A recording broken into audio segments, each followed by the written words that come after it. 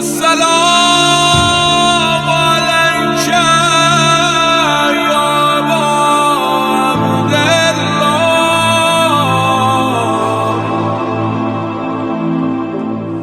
أعوذ بالله من الشيطان الرجيم. بسم الله الرحمن الرحيم. الحمد لله الأول بلا أول كان قبله والآخر بلا آخر يكون بعده الذي قصرت عن رؤيته أبصار الناظرين وعجزت عن نعته أوهام الواصفين. والصلاة والسلام على أشرف الأنبياء والمرسلين وخاتم النبيين سيدنا ونبينا ومولانا ومولى الثقلين جد الحسن والحسين أبي القاسم محمد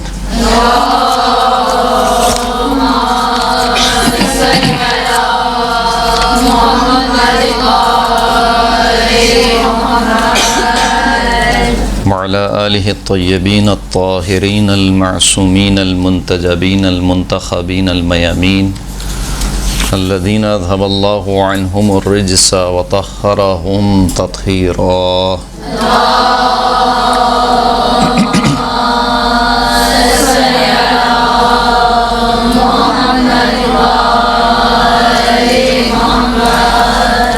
واللعنة الدائمة على أعدائهم أجمعين. أما بعد فقد قال الله سبحانه وتعالى في كتابه المجيد. بسم الله الرحمن الرحيم. رب اشرح لي صدري ويسر لي أمري واحلل عقدة من لساني يفقهوا قولي.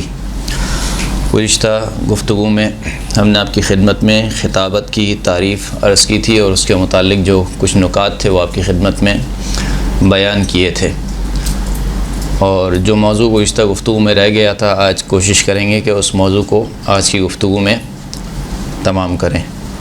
خطابت کی تعریف بیان ہو چکی، اس کے بعد خطابت کے اجزاء، خطابت کے کچھ بنیادی اجزاء ہیں کہ جن اجزاء کا خیال رکھنا ضروری ہوتا ہے۔ ویسے تو پریکٹیکلی اگر دیکھا جائے تو جو شخص بھی خطابت کرتا ہے یا مجلس پڑھتا ہے تقریباً ان اجزاء کا خیال رکھتا ہے، لیکن جب ایک مرتبہ فنی گفتگو کی جاتی ہے تو انسان کو زیادہ اس اجزاء کی طرف متوجہ ہوتا ہے اور اس کو اچھے طریقے سے اپنی جو بھی مجلس ہے یا گفتگو ہے اس کو تیار کرنے میں زیادہ مدد ملتی ہے۔ تو خطابت کے 3 بنیادی اجزاء ہیں۔ پہلا ہے مقدمہ، دوسرا ہے اصل موضوع، اور تیسرا خاتمہ یا نتیجہ۔ مقدمہ، اصل موضوع، تیسرا خاتمہ یا نتیجہ۔ اور اگر اس میں آپ مجلس کو ملا لیں تو جو آخری جز ہوتا ہے وہ ظاہر سی بات ہے مصائب کا ہے کہ آپ کو مصائب پڑھنے ہیں۔ ابھی ہم یعنی جرنلی خطابت کی بات کر رہے ہیں، چاہے وہ مجلس ہو، چاہے وہ مجلس کے علاوہ کوئی درس ہو یا کوئی بھی تقریر ہو مثال کے طور پر آپ کو کرنی ہے، کسی سیمینار میں آپ کو گفتگو کرنی ہے، تو ہر خطیب کے لیے ان 3 اجزاء کا خیال رکھنا ضروری ہوتا ہے: مقدمہ، اصل موضوع اور خاتمہ یا نتیجہ۔ البتہ مقدمہ اور اصل موضوع کے درمیان ایک اور چیز آتی ہے کہ جس کو تمہید کہا جاتا ہے۔ تمہید ابھی ہم انشاءاللہ گفتگو کریں گے تو میں سب کو ان ساری چیزوں کو واضح کروں گا آپ کی خدمت میں۔ پہلا جز جو ہے وہ مقدمہ ہے۔ مقدمے کے خود کچھ اجزاء ہیں۔ ایک مرتبہ یہ کہ میں جس طریقے سے ابھی یہاں پر آیا آپ سب کے سب کھڑے ہو گئے، اور پھر اس کے بعد مائک سیٹ کیا گیا، یعنی بتایا گیا کہ ایک خطیب آنے والا ہے جو کہ خطابت کرے گا، کچھ آپ سے گفتگو کرنا چاہتا ہے۔ یہ خود ایک مقدمہ کہلاتا ہے۔ جیسے آپ نے دیکھا ہوگا کہ سامعین کو متوجہ کرنے کے لیے جو ہماری مجالس میں ہوتا ہے درود پڑھایا جاتا ہے، یعنی قبل اس کے کہ کوئی ذاکر یا ذاکرہ بیٹھے ممبر پر اس سے پہلے درود پڑھایا جاتا ہے، یا مثال کے طور پر نعرہ لگایا جاتا ہے، نعرہ تکبیر، نعرہ رسالت، نعرہ حیدری، یہ کیا ہے؟ مقدمے کہلاتے ہیں۔ یا مثال کے طور پر سب کو متنبہ کیا جاتا ہے کہ خاموش ہو جاؤ، اب گفتگو شروع ہونے والی ہے، اس کو بھی مقدمہ کہا جاتا ہے۔ یہ مقدمہ ہے۔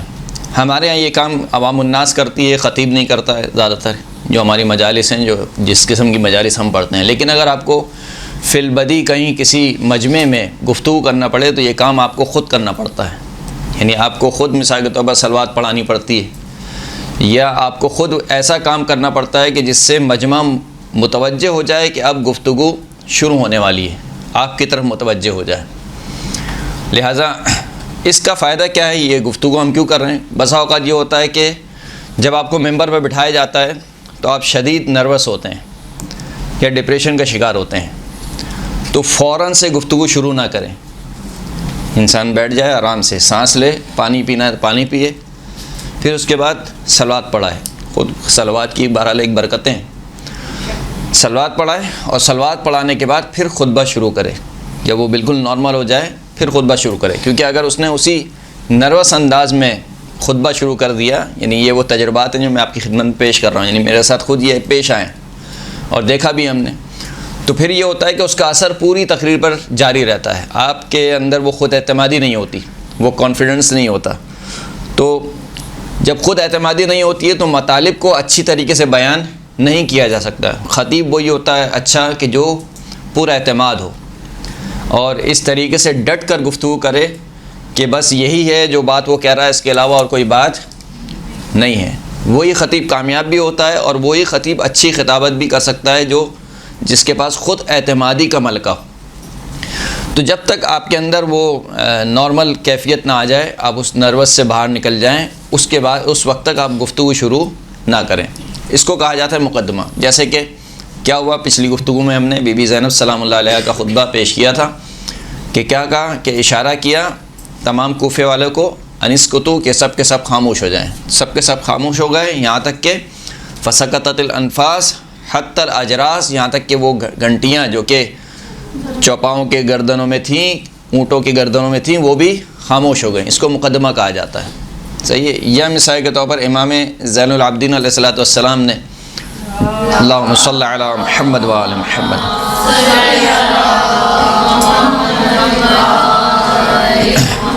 جب یزید کے دربار میں وہ جو خطیب جس نے گستاخی کی مولا کائنات کی شان میں، تو امام زین العابدین نے کیا کہا کہ ایھا الخطیب اشتریت مرضات المخلوق بسخط الخالق، کہ اے خطیب تو نے لوگوں کی مرضیوں کے عوض اللہ کی ناراضگی کو خرید لیا ہے۔ پھر یزید کی طرف متوجہ ہوئے اور کہا کہ اتأذن لی ان اصعد هذه الاعواد، کیا تو مجھے اجازت دیتا ہے کہ میں ان لکڑیوں کے ڈھیر پر چڑھوں اور کچھ ایسے کلمات کروں، فاتکلم بکلمات للہ فیہ رضا ولہؤلاء الجلساء اجر و ثواب، کہ میں ایسی گفتگو کروں کہ جس گفتگو میں جن کلمات میں اللہ کی رضا ہو اور یہ جو سننے والے بیٹھے ہیں ان کے لیے اجر و ثواب ہو۔ اب یہ پورا ایک مقدمہ ہے، کس دربار میں؟ کہ جہاں پر کوئی سننے کو تیار نہیں ہے، جس دربار میں یہ اعلان کیا گیا ہے کہ جو آنے والے ہیں وہ کون ہیں؟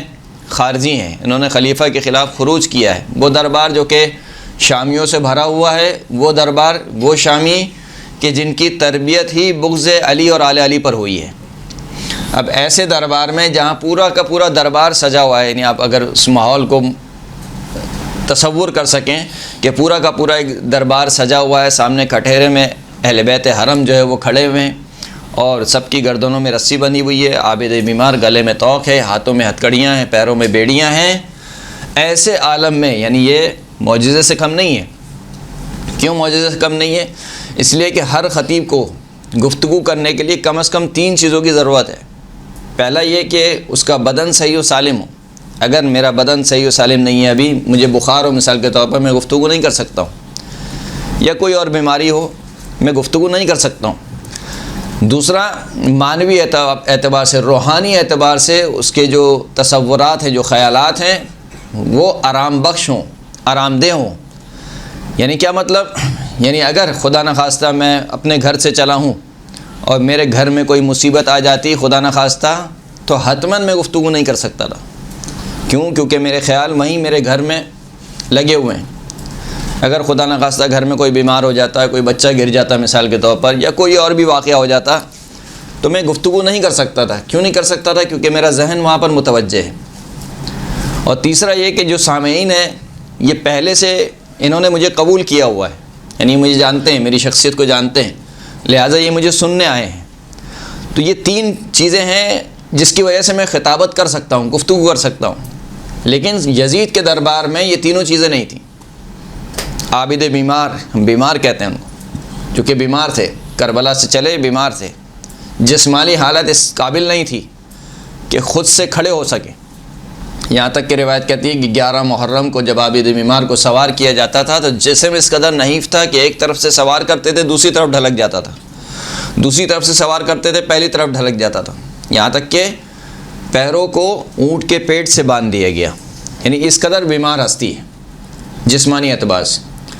روحانی اعتبار سے، معنوی اعتبار سے عابد بیمار، آپ لوگ کربلا سنتے آئے ہیں، عابد بیمار نے کربلا دیکھی ہے. آپ نے شام غریبہ سنی ہے، سید سجاد نے شام غریبہ دیکھی ہے. آپ نے سنا ہے کہ خیموں کو آگ لگائی گئی، آپ نے سنا ہے کہ بیویوں کو لوٹا گیا، آپ نے سنا ہے کہ امام حسین کے لاشے کو پامال کیا گیا، آپ نے سنا ہے کہ جناب سکینہ کے گوشوارے چھینے گئے.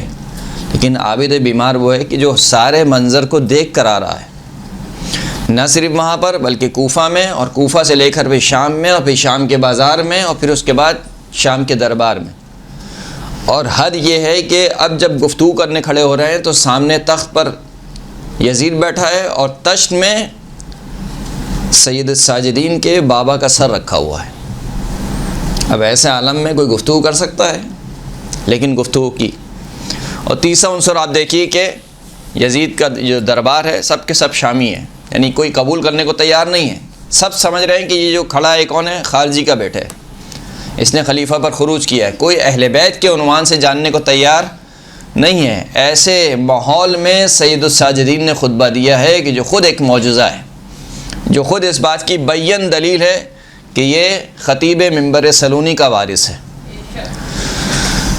تو امام زین العابدین نے کس طریقے سے متوجہ کیا سب کو کہ دیکھو میں گفتگو کرنا چاہتا ہوں، مجھے اجازت ملنی چاہیے. یا اسی طریقے سے عصر عاشور امام حسین نے جب دیکھا کہ یزیدی فوج بہت زیادہ شور کر رہی ہے اور واویلا مچا رہی ہے تو امام نے کہا کہ ایھا الناس اسمعوا قولی، اے لوگوں میرے قول کو سنو، ولا تعجلوا، اور جلدی نہ کرو، حتی اعظکم بما هو حق لکم علی، یہاں تک کہ میں تمہارے لیے ایسی نصیحت کروں کہ وہ نصیحت تمہارا حق ہے میرے اوپر. یعنی میں کیونکہ امام امت ہوں اور امت کا حق یہ ہے کہ امام اس کو نصیحت کرے.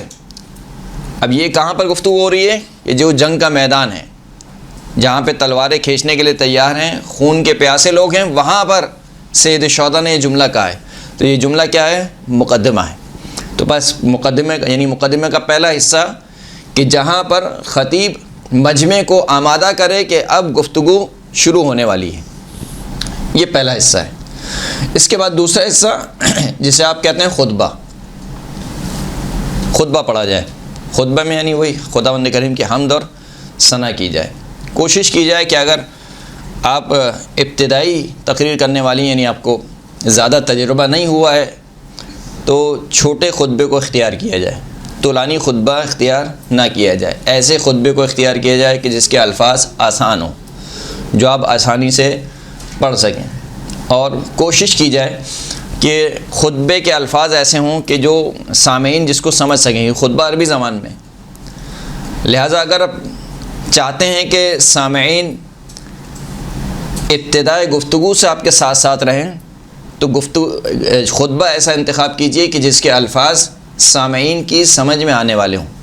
مثال کے طور پر آپ بیٹھے ممبر پہ، اعوذ باللہ پڑھا آپ نے، بسم اللہ پڑھا، اس کے بعد کہا کہ الحمدللہ الذی جعلنا من المتمسکین بولایت امیر المؤمنین علی ابن ابی طالب. اب یہ ایک ایسا جملہ ہے، بہت معروف جملہ ہے، کسی بھی مجمع میں آپ پڑھیں گے سب کو سمجھ میں آ جائے گا. لیکن اس کے علاوہ اگر کوئی آپ خطبہ پڑھیں گے مثال کے طور پر تو وہ سمجھ میں نہیں آئے گا. سمجھ میں نہ آنے کا مسئلہ یہ ہوگا کہ سامع بیٹھا رہے گا لیکن وہ کہے گا کہ ابھی تو خطبہ چل رہا ہے، ابھی جب گفتگو شروع ہوگی تو پھر انشاءاللہ ہم اپنی سماعتوں کو آپ کی نظر کریں گے. تو اگر ابتدائی خطیب ہیں تو خطبہ مختصر رکھیے، الفاظ آسان ہوں. اور سب سے اہم بات یہ ہے کہ الفاظ کی ادائیگی اور زیر زبر پیش کی غلطی نہیں ہونی چاہیے، جو آج کل جو ہمارے ہاں بڑے بڑے خطبہ کا مسئلہ ہے. حتیٰ امامے والے خطبہ بھی بعض خطبے میں غلطیاں کرتے ہیں، زیر زبر پیش صحیح نہیں لگاتے ہیں، جس سے واضح طور پر یہ اندازہ ہو جاتا ہے کہ جو خطیب ہے وہ عربی سے نابلد ہے، اس کو عربی نہیں آتی ہے. اور جو دوسرے لوگ ہیں ہمارے جو مخالفین ہیں وہ پھر مذاق بھی اڑاتے ہیں کہ دیکھو یہ لوگ مثال کے طور پر دین بیان کریں گے کہ ان کو تو صحیح خطبہ پڑھنا بھی نہیں آتا. تو خطبہ صحیح عربی میں، صحیح الفاظ میں، واضح الفاظ میں، اسے کہا جائے یعنی تجوید کے اعتبار سے بھی معلوم پڑ رہا ہو کہ آپ نے صاد نکالا ہے یا سین نکالا ہے، غاد نکالا ہے یا زال نکالا ہے، صحیح الفاظ میں خطبہ ہو جس خطبے کو سنا جائے۔ اگر آپ صحیح الفاظ میں اور صحیح لہجے میں، عربی لہجے میں خطبہ پڑھیں گی تو خود بخود سامعین آپ کی طرف متوجہ ہوں گے۔ صلوات پڑھیں محمد و آل محمد۔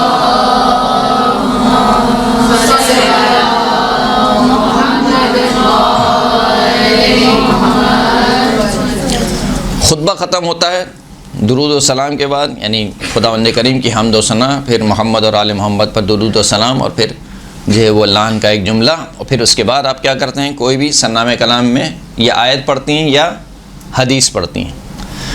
یہ جو آیت، یہ جو حدیث ہے، یہ گویا سامعین کو متوجہ کرنے والی ہے کہ اب گفتگو کس چیز کے بارے میں شروع ہونے والی ہے، یا آپ کی گفتگو کا موضوع کیا رہنے والا ہے۔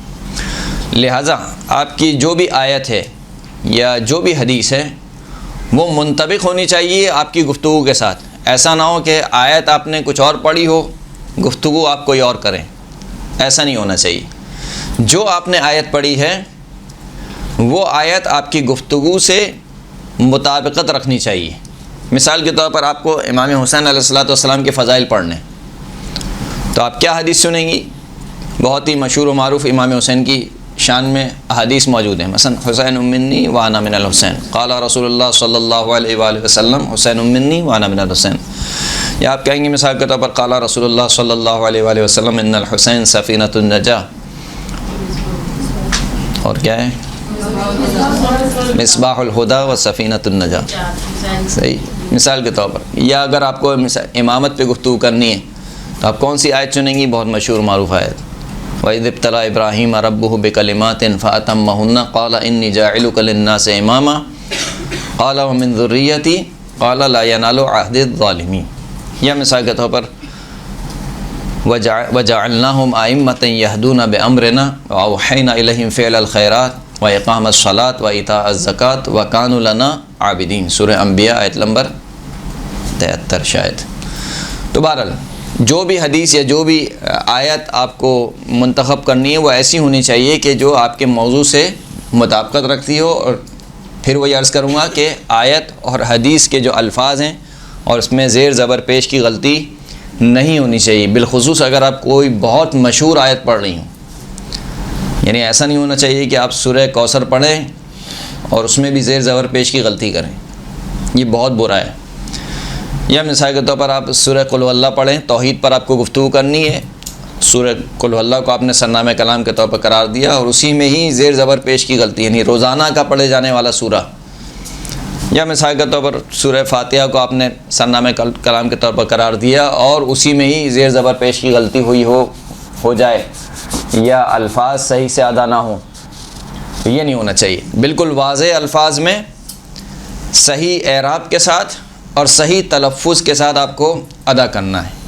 اگر نہیں ہے عادت تو اس کی عادت ڈال لیجئے، کیونکہ یہ بالخصوص جو ہماری مجالس اعضاء ہیں، شاید عمومی خطابت کے لیے یہ بات اتنی اہمیت نہ رکھتی ہو، لیکن جو ہماری خصوصاً دینی جو مجالس ہیں، جو دینی درس ہیں، اس میں یہ بات بہت اہمیت رکھتی ہے کہ جو ممبر پر بیٹھا ہوا ہے، کیونکہ آپ ایک ایز اے عالم یا ایز اے عالمہ ممبر پر بیٹھیں، یعنی خود ممبر پہ بیٹھنا آپ چاہے زبان سے نہ کہیں، آپ کا فعل یہ بتا رہا ہے کہ آپ اپنے آپ کو کیا سمجھتے ہیں، آپ عالم سمجھتے ہیں یا عالمہ سمجھتے ہیں۔ تو لہذا عالم یا عالمہ ہونے کا تقاضا یہ ہے کہ کم از کم قرآن صحیح پڑھنا آتا ہو، حدیث کے الفاظ صحیح پڑھنے آتے ہوں۔ تو شروع کیا جاتا ہے کس چیز سے؟ خطبہ، اور خطبے کے بعد کوئی بھی قرآن کی آیت یا کوئی بھی حدیث، کسی بھی معصوم کی حدیث۔ یہی کام بی بی نے کیا دربار شام میں، کہ جب شام کے دربار میں ایک مرتبہ یزید ملعون نے یہ اشعار پڑھے کہ لعبت ہاشم بالملک فلا خبر جاء ولا وحی نزل، کہ بنی ہاشم نے کھیل کھیلا حکومت کے ساتھ، نہ تو کوئی خبر آئی اور نہ ہی کوئی وحی نازل ہوئی۔ لیت اشیاخی ببدر شہدوا جزع الخزرج من وقع الاصل، اے کاش کے جو بدر میں میرے بزرگان تھے وہ آج دیکھتے کہ میں نے کس طریقے سے ان بدر کا بدلہ لیا. لَأَحْلُّ وَاسْتَحَلُّ فَرَحًا وَلَقَالُوا يَا يَزِيدُ لَا تَشَلْ، اور وہ مجھے یقیناً مبارکباد دیتے، مجھے خوشخبری سناتے اور مسرور ہوتے اور کہتے کہ اے یزید تیرے ہاتھ شل نہ ہوں. یہ وہ اشعار پڑھے جا رہا تھا. اتنے میں بی بی زینب نے سنا تو بی بی زینب نے گریہ کیا اور ایک بہت ہی غم بھری آواز میں بی بی زینب نے کہا کہ یا حسین یا حبیب رسول اللہ یا ابن مکہ و منہ یا ابن فاطمہ الزہرا سیدۃ النساء یا ابن محمد. دیکھیں یہ وہ کام ہے جو ہم نے کہا پہلا خطبے کا پہلا کام کیا ہوتا ہے؟ متوجہ کرنا کہ میں کچھ گفتگو کرنا چاہ رہی ہوں. تو بی بی نے گویا مجمع کو مخاطب کرنا چاہا، متوجہ کرنا چاہا کہ اب میں یہاں سے گفتگو کرنا چاہتی ہوں. اور پھر اس کے بعد بی بی نے آیت پڑھی. وہ آیت کہہ رہی خداوند کریم کی حمد و ثنا کی، اور آیت پڑھی کہ ثم کان عاقبۃ الذین اساءوا السوء ان کذبوا بآیات اللہ وکانوا بها یستہزئون. پھر اس کے بعد ان لوگوں کی عاقبت، ان لوگوں کا انجام کہ جنہوں نے برائی میں اپنے دامن کو مرتکب کیا، برائی کو اپنے گلے لگایا، ان کا انجام یہ ہوا کہ ان کذبوا بآیات اللہ، انہوں نے اللہ کی آیات کو جھٹلایا، وکانوا بہا یستہزئون، اور وہ لوگ اللہ کی آیت کا مذاق اڑانے والے تھے. اب دیکھیں کتنی مناسبت ہے یزید کے اشعار میں اور اس آیت میں. گویا بیوی نے پہلے سے بتلا دیا کہ یہ جو کام ہے یہ کس کا کام ہے؟ یہ ان لوگوں کی عاقبت ہے کہ جنہوں نے برائی کا انتخاب کیا. وہ کیا کرتے ہیں؟ اللہ کی آیات کی تکذیب کرتے ہیں. کہ یزید نے کہا کہ لعبت ہاشم بالملک فلا خبر جاء ولا وحی نزل. اللہ کی آیت کی تکذیب ہے، نہ کوئی خبر آئی نہ کوئی وحی نازل ہوئی. وَكَانُوا بِهَا يَسْتَهْزِئُونَ، نہ صرف یہ تکذیب کرتے ہیں بلکہ اللہ کی آیت کا مذاق اڑاتے ہیں. اس نے گویا مذاق اڑایا کہ لیت اشیاخی ببدر شہدوا، کہ وہ جو میرے اشیاخ بزرگان تھے بدر میں وہ دیکھتے کہ میں نے کس طریقے سے اپنے بزرگان کا بدلہ لیا. تو یہ خداوند کریم کی حمد و ثنا کے بعد یہ جو آیت ہے، یہ آیت خود انڈیکیٹ کر رہی ہے، خود بتا رہی ہے کہ اب گفتگو کس بارے میں ہوگی. کہ جو یزید نے ادعا کیا کہ کوئی خبر اور کوئی وحی نازل نہیں ہوئی، اب علی کی بیٹی یہ بتائے گی کہ خبر بھی آئی اور وحی بھی نازل ہوئی. اور وہ جو یزید جو مذاق اڑا رہا تھا، علی کی بیٹی یہ بتلائے گی کہ در حقیقت مذاق کس کا اڑا ہے، یزید کا اڑا ہے یا آل محمد کا اڑا. یہاں تک ہم پہنچ گئے. تو پہلا مقدمہ ہوا، پھر اس کے بعد خطبہ ہوا، خطبے کے بعد سرنامہ کلام کی آپ نے آیت پڑھی، آیت ختم ہو گئی، خطبہ ختم ہو گیا. اب اس کے بعد جو مرحلہ آتا ہے سب سے اہم ترین مرحلہ، یعنی آپ کی گفتگو کا، آپ کی تقریر کا، آپ کی خطابت کا، آپ کی مجلس کا سب سے اہم ترین جز، اساسی ترین جز تمہید. آپ کو تمہید باندھنی ہے. تمہید میں کیا ہوتا ہے؟ سب سے پہلے جو آپ نے آیت پڑھی ہے اس کے بارے میں یا تو آپ ترجمہ کرتے ہیں، اس کا سورہ بتاتے ہیں، اس کا آیت کا نشان آپ بتاتے ہیں. مثال کے طور پر سورہ مبارکہ مریم، اس کی آیت نمبر 96 کو میں نے آپ کی خدمت میں سرنامہ کلام کے طور پر پیش کیا. سورہ کا تعارف آپ کرا دیتے ہیں ایک دو جملوں میں کہ سورہ مریم جو ہے وہ مکی سورہ ہے، اس کی کل 98 آیات ہیں مثال کے طور پر، اور مکی سورہ ہے تو اس میں زیادہ تر گفتگو کس کے بارے میں ہے؟ عقائد کے بارے میں. اور پھر اس کے بعد آپ ڈائریکٹ آ جاتے ہیں اپنی آیت کے اوپر، اور آیت کے جو الفاظ ہیں ان کا آپ ترجمہ کرتے ہیں. اور پھر اس ترجمہ کرنے کے بعد مشکل سے اگر آپ کی 45 منٹ کی گفتگو ہے تو بہت زیادہ اگر آپ نے ٹائم لیا تو 5 منٹ کرنا ہے. 5 منٹ سے زیادہ تمہید نہیں ہونی چاہیے، بہت زیادہ لمبی تمہید نہیں ہونی چاہیے، انتہائی مختصر. یعنی تمہید پل کا کام کرتی ہے جو آپ کے مقدمے کو ملا رہی ہے کس سے؟ اصل موضوع سے. تمہید سامع کو یہ فیصلہ کرنے پر مجبور کر دیتی ہے کہ آیا وہ جاگ کر آپ کی گفتگو سنیں یا ابھی جیسے آپ لوگ سو رہے ہیں سو کر گفتگو سنیں. یعنی تمہید وہ فیصلہ کرنے پر مجبور کر دیتی ہے کہ پڑھنے والا کیا پڑھے گا. جتنی اچھی آپ کی تمہید ہوگی اور جتنی مختصر اور جتنی مفید اور جتنی بلیغ آپ کی تمہید ہوگی، سامع یہ فیصلہ کر لے گا کہ گفتگو سننی ہے یا نیند پوری کرنی ہے. درست ہے؟ تو اس کو کہا جاتا ہے در حقیقت نص کہا جاتا ہے اس کو.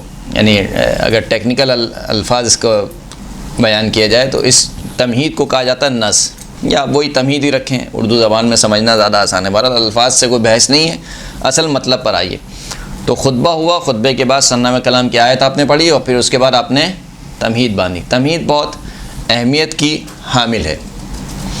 مثال کے طور پر میں ایک دو مثالیں آپ کی خدمت میں پیش کروں کہ آپ نے خطبہ پڑھا، خطبہ پڑھنے کے بعد قرآن مجید کی یہ والی آیت پڑھی، والذین آمنوا وہاجروا وجاہدوا فی سبیل اللہ والذین آووا ونصروا اولئک هم المؤمنون حقا لہم مغفرۃ ورزق کریم. سورہ مبارکہ انفال آیت نمبر 74.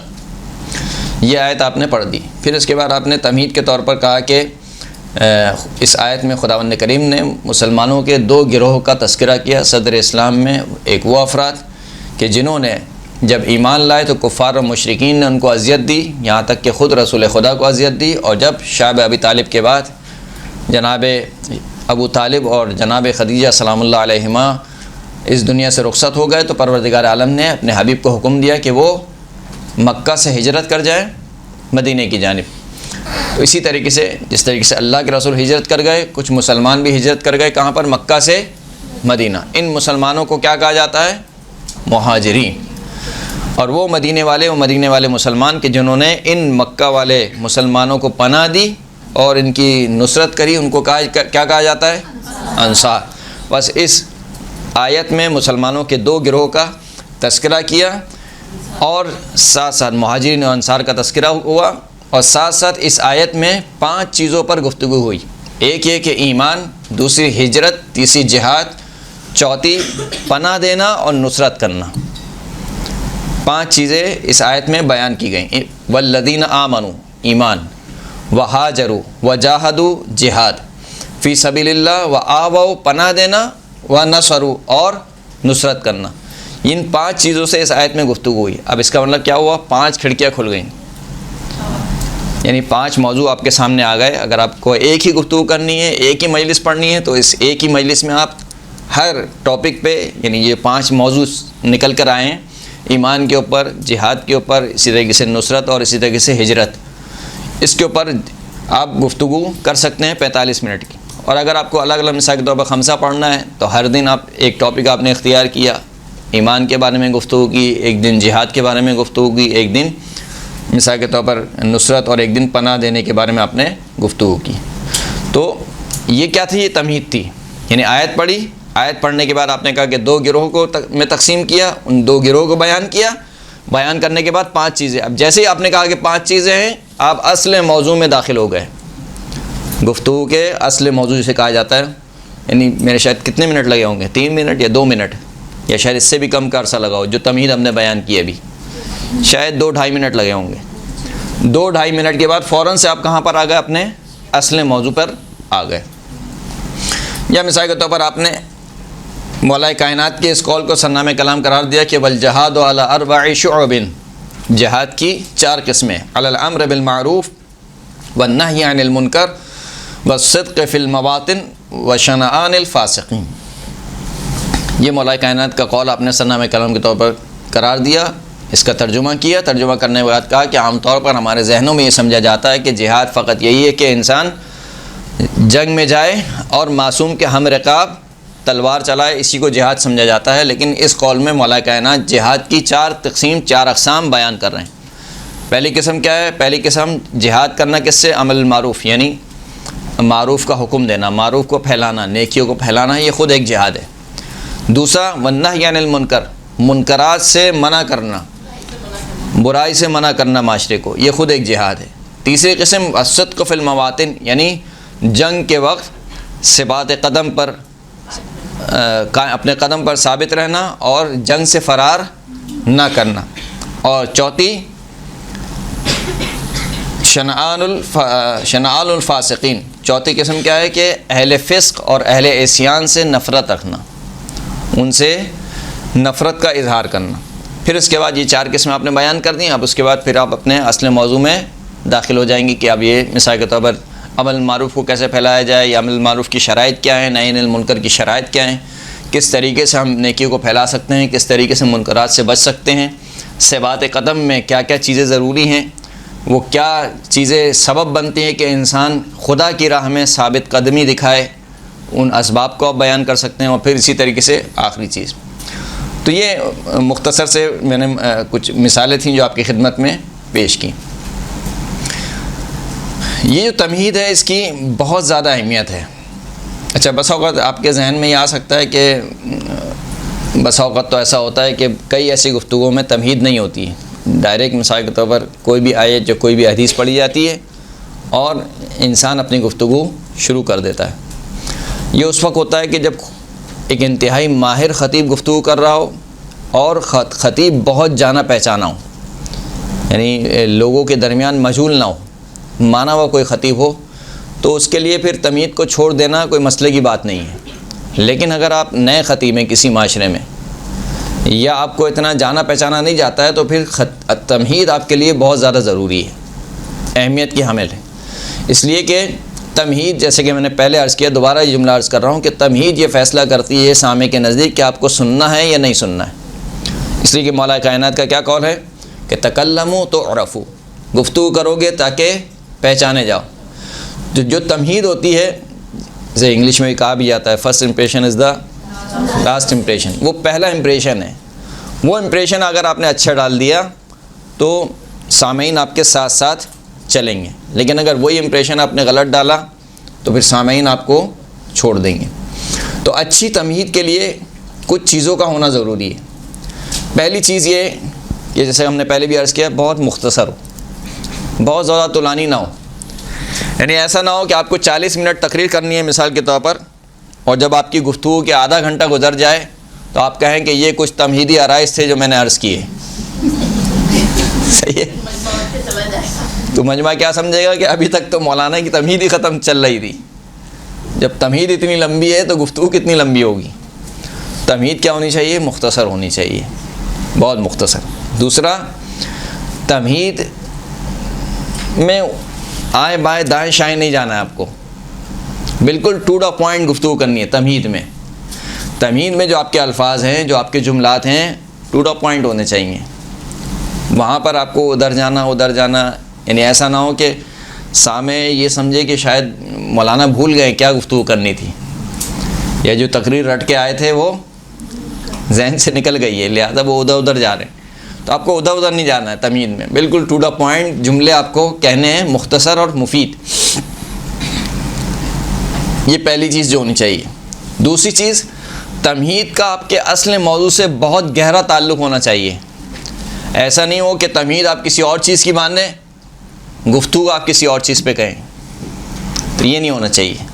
تمہید اسی چیز کی ہونی چاہیے، اسی گفتگو کی ہونی چاہیے جو گفتگو آپ کرنے جا رہی ہیں. مثال کے طور پر کوئی بھی موضوع آپ کا XYZ، امامت ہے، حب دنیا ہے، مثال کے طور پر حجاب ہے، خمس ہے مثال کے طور پر، یا اخلاقیات ہے مثال کے طور پر، یا مثال کے طور پر صبر پہ گفتگو کرنا چاہتی ہیں، یا اور کئی اخلاقی ٹاپک ماشاء اللہ اخلاقی ٹاپک ہیں. اسی طریقے سے عقائدی ٹاپک ہیں. آپ قیامت پہ گفتگو کرنا چاہتی ہیں، اب معاد پہ گفتگو کرنا چاہتی ہیں، توحید پر گفتگو کرنا چاہتی ہیں، اب نبوت پہ گفتگو کرنا چاہتی ہیں، شفاعت کے موضوع پر آپ گفتگو کرنا چاہتی ہیں، مثال کے طور پر رجت کے موضوع پر آپ گفتگو کرنا چاہتی ہیں، امام زمانہ کی غیبت پر آپ گفتگو کرنا چاہتی ہیں. XYZ جو بھی موضوع آپ نے لیا ہے اس موضوع کے متعلق ہی آپ کی تمہید ہو.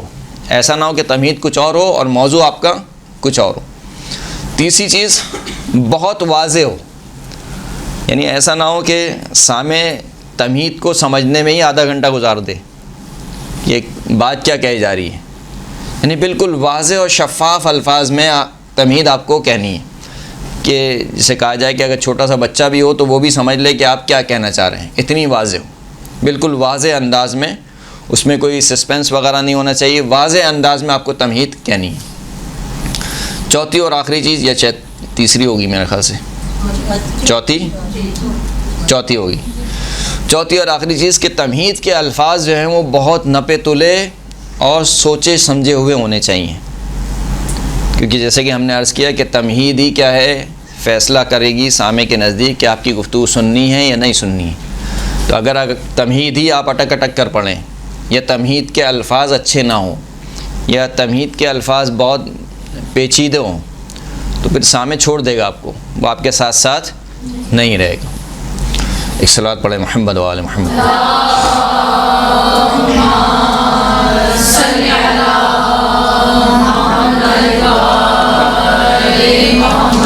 اس تمہید کی ضرورت کیوں پڑتی ہے؟ جیسے کہ ہم نے پہلے بھی عرض کیا کہ بسا اوقات بہت سے ایسے خطیب ہیں تمہید نہیں مانتے ہیں کیونکہ ان کو تمہید کی ضرورت نہیں ہوتی ہے۔ تو پہلا وہ موقع کہ جہاں پر انسان کو تمہید کی ضرورت ہوتی ہے، اس کی وجہ یہ ہوتی ہے کہ اگر خطیب سامعین کے نزدیک مجہول ہو، یعنی خطیب کو نہ پہچانتے ہوں، نامی گرامی کوئی خطیب نہ ہو۔ اگر کوئی نامی گرامی خطیب ہے تو اس کو تمہید کی ضرورت نہیں ہے، لیکن اگر ایک نیا خطیب ہے، ایک نئے مجمع میں پڑھ رہا ہے اور سامعین اس کو نہیں پہچانتے ہیں تو پھر اس کو تمہید کی ضرورت ہے تاکہ وہ اپنی صلاحیت کو ایک طریقے سے منوا سکے۔ جیسے کہ میں نے عرض کیا کہ جتنی اچھی تمہید ہوگی سامع اتنے ہی آپ کی گفتگو میں دلچسپی لیں گے۔ جب آپ تمہید باندھیں گے تو سامع کو پتہ چلے گا کہ ہاں یہ کتنے پانی میں ہے، اس کو سننا ہے یا اس کو نہیں سننا ہے۔ دوسرا یہ کہ اگر تمہید کی ضرورت کہاں پڑتی ہے؟ تمہید کی ضرورت اس وقت پڑتی ہے کہ آپ ایسے موضوع کے متعلق گفتگو کرنا چاہتے ہیں کہ سامعین اس موضوع کو قبول نہیں کرتا۔ مثال کے طور پر ایک مجمع ہے، بے حجاب مجمع ہے، بد حجابی والا مجمع ہے، حجاب کو نہیں مانتے ہیں مثال کے طور پر۔ ایسے مجمع میں آپ کو گفتگو کرنی ہے کس کے اوپر؟ حجاب کے اوپر۔ تو جب ایسے مجمع میں آپ کو گفتگو کرنی ہے تو ضروری یہ تمہید باندھی جائے۔ بغیر تمہید کے آپ شروع کریں گے آپ کو رد کر دیا جائے گا، کوئی بھی قبول نہیں کرے گا۔ یا کوئی بھی اور موضوع حجاب کے علاوہ ایسا موضوع کہ سامعین جس موضوع سے مانوس نہیں ہیں یا اس موضوع کے متعلق آپ کی رائے کے مخالف رائے رکھتے ہیں، تو ایسے موقع پہ تمہید بہت زیادہ اہمیت کی حامل ہے۔ تیسرا یہ کہ تمہید باندھی جائے کب؟ کہ جب شور شرابہ ہو، یعنی ایسا ماحول ہو کہ جہاں پر آپ کو شاید وہ موقع نہیں آیا، ہمارے ساتھ یہ موقع پیش آتا رہتا ہے کہ جب ہم جاتے ہیں زیارتوں پہ تو کچھ زیارتیں ایسی ہیں جو روڈ پر ہیں۔ مثال کے طور پر جناب عباس علمدار علیہ السلام کے بازوئے مبارک، وہ کف عباس جو ہے وہ، اب وہاں پر آپ کو بیان دینا ہے۔ اب ایسی مقام پر آپ کھڑے ہوئے ہیں کہ جہاں سے لوگ گزر رہے ہیں، زائرین گزر رہے ہیں، ان میں سے کچھ ہنس بھی رہے ہیں، کچھ جو وہ اپنی باتیں کرتے ہوئے جا رہے ہیں، اور ایک مختصر سا مجمع ہے جو آپ کے سامنے کھڑا ہوا ہے۔ اب ایسے مجمع میں بڑا مشکل ہوتا ہے خطیب کے لیے گفتگو کرنا، کیونکہ ابھی ایک ماحول بنا ہوا ہے، یہاں پر پورا کلاس کا ماحول ہے، سب کے سب میری طرف متوجہ ہیں، میرے لیے گفتگو کرنا کیا ہے؟ آسان ہے۔ لیکن یہی مجمع ہو اور بازار ہو مثال کے طور پر، جہاں لوگ آواز بھی لگا رہے ہوں، جہاں لوگ آ جا بھی رہے ہوں، اس مجمع سے گفتگو، یعنی میرے لیے بھی گفتگو کرنا مشکل ہے، آپ کے لیے سننا بھی کیا ہے؟ مشکل ہے۔ تو ایسے موقع پر پھر کچھ تمہید چاہیے ہوتی ہے کہ جہاں پر لوگوں کو آمادہ کیا جائے پہلے کہ ہاں میں کچھ کہنا چاہتا ہوں، آپ کچھ سننا چاہتے ہیں۔ اور پانچواں اور آخری موقع کہ جہاں پر تمیز ضرور ہوتی ہے کہ جب آپ کا موضوع بہت زیادہ پیچیدہ ہو، موضوع پیچیدہ یعنی مشکل موضوع آپ نے اٹھایا ہے اور اس کو آپ بیان کرنا چاہتے ہیں۔ مثال کے طور پر بی بی فاطمہ الزہرا سلام اللہ علیہا، اللہم صلی علی محمد و آل محمد۔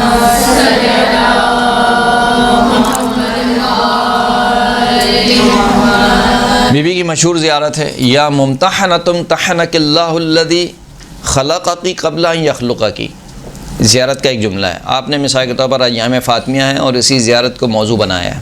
اب آپ اس جملے کو واضح کرنا چاہتی ہیں، اے وہ ہستی جس کا امتحان لیا گیا۔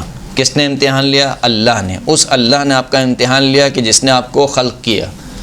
قبل ان یخلقکی، امتحان کب لیا؟ قبل اس کے کہ آپ کو خلق کرتا۔ اب اس موضوع کو آپ کو سمجھانا ہے کہ خلقت سے پہلے امتحان کیسے ہو سکتا ہے، یعنی ابھی ایک ہستی خلق ہی نہیں ہوئی ہے تو اس کا امتحان کیسے، کہاں پر امتحان لیا گیا، امتحان کی کیفیت کیا تھی، پھر کیوں کہا گیا کہ یا ایتھا الممتحنہ یا ممتحنہ، تو جبکہ دیگر ائمہ اطہار کی زیارت میں تسلیم سے زیارت شروع ہوتی ہے، السلام علیکہ یا رسول اللہ، السلام علیکہ یا ابا عبداللہ، السلام علیکہ یا امیر المومنین، وہاں پر تسلیم سے شروع ہو رہی ہے۔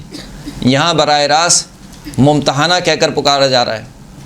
تو یہ مشکل موضوع ہے، اس کو سمجھانا مشکل کام ہے، آسان نہیں ہے کہ کیسے ایک ہستی کا خلقت سے پہلے امتحان ہوا اور وہ امتحان کیسا امتحان تھا اور وہ کہاں پر امتحان لیا گیا۔ اب اگر اس موضوع کو آپ کو سمجھانا ہے تو تمہید باندھنی پڑے گی کہ امتحان ایک سنت الہی ہے، پروردگار عالم نے ہر ایک سے اس دنیا کو دار امتحان قرار دیا، لہٰذا ہر ایک کا یہاں پر کیا ہو رہا ہے؟ امتحان ہو رہا ہے۔ احسب الناس ان یترکوا ان یقولوا آمنا وهم لا یفتنون، وَلَقَدْ فَتَنَّا مِن قَبْلِهِمْ، یہ لوگ کیا گمان کرتے ہیں کہ یہ فقط اتنا کہہ دینے سے چھوڑ دیے جائیں گے کہ ہم ایمان لائے ان کو آزمایا نہیں جائے گا؟ بے تحقیق کہ ہم نے ان سے پہلے والوں کو بھی آزمایا۔ اب یہ تمہید بن گئی کہ امتحان ایک سنت الہی ہے، ہر ایک کا امتحان ہو رہا ہے، انبیاء کا امتحان ہوا، فنا فنا فنا، پھر اس کے بعد اب آپ اصل موضوع میں داخل ہو جائیں گے۔ واضح انشاءاللہ؟ یہ سو رہے ہیں جی؟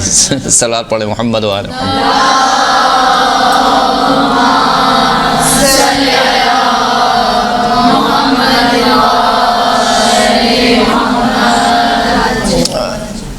تمہید کو آپ کیسے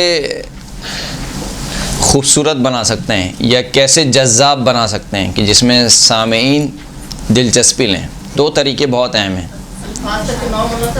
الفاظ کا چناؤ وہ تو بیان ہو گیا، اس کے علاوہ اس کے ان تمام چیزوں کے علاوہ ایک مرتبہ یہ کہ تمہید میں آپ تقسیم کو ذکر کریں، تمہید میں تقسیم کو ذکر کریں۔ مثال کے طور پر آپ قرآن مجید کی آیت پڑھیں کہ وَوَصَّى بِهَا إِبْرَاهِيمُ بَنِيهِ وَيَعْقُوبُ يَا بُنَيَّ إِنَّ اللَّهَ اصْطَفَىٰ لَكُمُ الدِّينَ فَلَا تَمُوتُنَّ إِلَّا وَأَنْتُمْ مُسْلِمُونَ۔ وصیت کی اسی دین کے ابراہیم نے اپنے بیٹوں کو اور یعقوب نے اپنے بیٹوں کو وصیت کی کہ اے میرے بیٹو، اللہ نے تمہارے لیے اس دین اسلام کو چن لیا ہے، فلا تموتن الا وانتم مسلمون، اور تمہیں موت نہ آئے مگر یہ کہ تم مسلمان مرو۔ یہ آیت ختم ہو گئی۔ اس کے بعد آپ نے کہا کہ وصیت کی دو قسمیں، ایک فقہی معنی میں وصیت ہے اور ایک اخلاقی معنی میں۔ یہ جو تقسیم آپ نے بیان کی یہ خود سامع کو جذب کرے گی۔ اچھا دو قسمیں ہیں، یعنی سامع خود سننا چاہے گا آپ کی گفتگو کی، وہ دو قسمیں کون کون سی ہیں، دونوں میں کیا فرق ہے، فقہی وصیت کیا ہوتی ہے، اخلاقی وصیت کیا ہوتی ہے۔ تو ایک طریقہ یہ ہے کہ آپ تقسیم کو بیان کرتے ہیں تمہید میں، ایک طریقہ یہ ہے کہ آپ تمہید میں سوال کو لے کر آتے ہیں، یعنی بس بصورت سوال آپ تمہید پیش کرتے ہیں، بجائے اس کے کہ آپ اخبار دیں، خبر نہیں دیں، بلکہ کیا کریں، سوال کریں۔ مثال کے طور پر آپ نے آیت پڑھی کہ وَإِذِ ابْتَلَىٰ إِبْرَاهِيمَ رَبُّهُ بِكَلِمَاتٍ فَأَتَمَّهُنَّ قَالَ إِنِّي جَاعِلُكَ لِلنَّاسِ إِمَامًا، یہ والی آپ نے آیت پڑھی۔ اس کے بعد آپ نے کہا کہ کیا نبوت اور امامت کے علاوہ بھی کوئی اور عہدہ الہی ہے، کوئی اور منصب الہی ہے؟ اگر ہے تو یہ کون سا منصب ہے جو ابراہیم کو مل رہا ہے، جبکہ ابراہیم نبی بھی ہیں اور ابراہیم رسول بھی ہیں؟ جس وقت یہ آیت پڑھی جا رہی ہے، خداوند کریم حضرت ابراہیم سے محو گفتگو ہے، اس وقت حضرت ابراہیم نبی بھی ہیں اور رسول بھی ہیں۔ تو جب نبی بھی ہیں رسول بھی ہیں تو اب ابراہیم کو کیا مل رہا ہے، اور ابراہیم بھی سمجھ رہے ہیں کہ مجھے کیا مل رہا ہے، فوراً سے اپنے اولاد کے لیے کہا کہ من ذریتی، میری ضرورت کو لو، اور پھر پروردگار عالم کہہ رہا ہے کہ ہاں میں تمہاری ضروریت میں رکھوں گا۔ اس کا مطلب ہے کہ یہ ایک ایسا عہدہ مل رہا ہے کہ حضرت ابراہیم کی ضروریت میں بھی جا رہا ہے، لیکن کہا کہ ظالمین تک نہیں پہنچے گا۔ اب آپ نے دیکھا یہ سوالات ہیں، یہ سوالات تمہید کو کیا بناتے ہیں، جذاب بناتے ہیں، سامع شوق پیدا کرتا ہے کہ ہاں ان سوالات کے جوابات حاصل کیے جائیں۔ درست ہے؟